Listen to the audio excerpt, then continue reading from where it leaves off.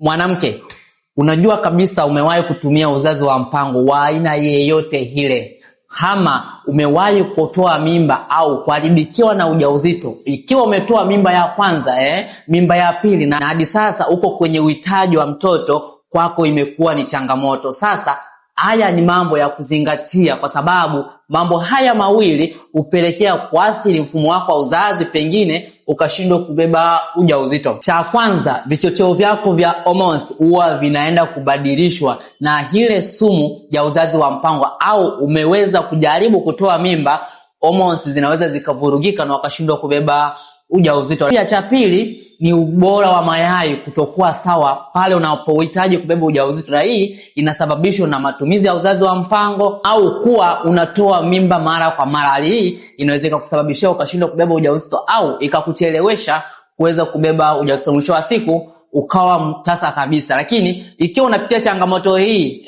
hakikisha unarekebisha vichocheo vyako vya mwili, yani hormones zilizovurugika zirudi kuwa sawa. Lakini ukihitaji msaada wa matibabu, tunaweza kuwasiliana kwa namba iliyoko biograph. Lakini usisahau kucomment hiki kibatani cha kundu kwa maana ya kunifollow, tuendelee kujifunza sote kwa pamoja. Usisahau kucomment na kulike, tuendelee kujifunza zaidi.